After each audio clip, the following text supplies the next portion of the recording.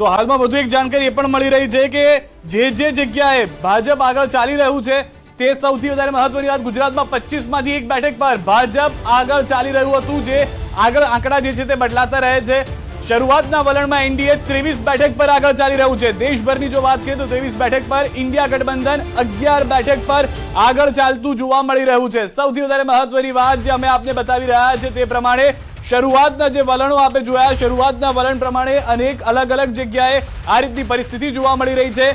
હાલમાં જે જાણકારી છે તે પ્રમાણે 28 બેઠકો પર એનડીએ આગળ ચાલી રહ્યું છે, 11 બેઠકો ઉપર કોંગ્રેસ એટલે કે ઇન્ડિયા ગઠબંધન આગળ ચાલી રહ્યું છે। બીજેપી ગુજરાતની અંદર 2 બેઠકો પર આગળ ચાલી રહી હોવાની જાણકારી મળી રહી છે। ગુજરાતની અંદરથી 2 બેઠકોમાં એક અમદાવાદની અને બીજી જાણકારી છે તે પ્રમાણે રાજકોટની હોવાની પ્રાથમિક માહિતી મળી રહી છે। સૌથી વધારે મહત્વની વાત, જે વલણ છે તે બદલાતા રહ્યા છે। 31 પર એનડીએ, 33 પર એનડીએ, 38 શરૂઆત થઈ ચૂકી છે। મતગણતરીને લઈને દરવાજા જે હતા તે ખુલી ચૂક્યા છે, તાળા ખોલી દેવામાં આવ્યા છે અને એજન્ટ જે છે તે તમામ એજન્ટ ત્યાં આગળ પહોંચી ચૂક્યા છે। તેઓને દેખાડીને એક બાદ એક ઈવીએમ ખોલવામાં આવી રહ્યા છે। અલગ અલગ જગ્યાએ આપ જોશો કે દ્રશ્યો જોવા મળશે। સૌથી વધારે મહત્વની વાત, વલણ આવવાની શરૂઆત થઈ ચૂકી છે। એનડીએ ના 11 બેઠકો પર આગળ ચાલી રહ્યા હોવાની જાણકારી, 17 બેઠકોના વલણ આવી ચૂક્યા છે।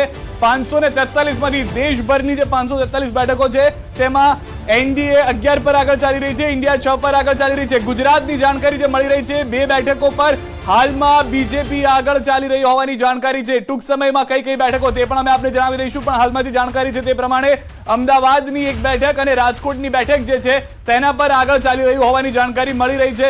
શ્રદ્ધાબેન, સારા સમાચાર, પહેલા શરૂઆત ભારતથી અને તેમાં પણ ગુજરાતમાં બંને જગ્યાએ બીજેપી અને એનડીએ આગળ ચાલી રહ્યું છે। પ્રથમ પ્રતિક્રિયા જલ્દી।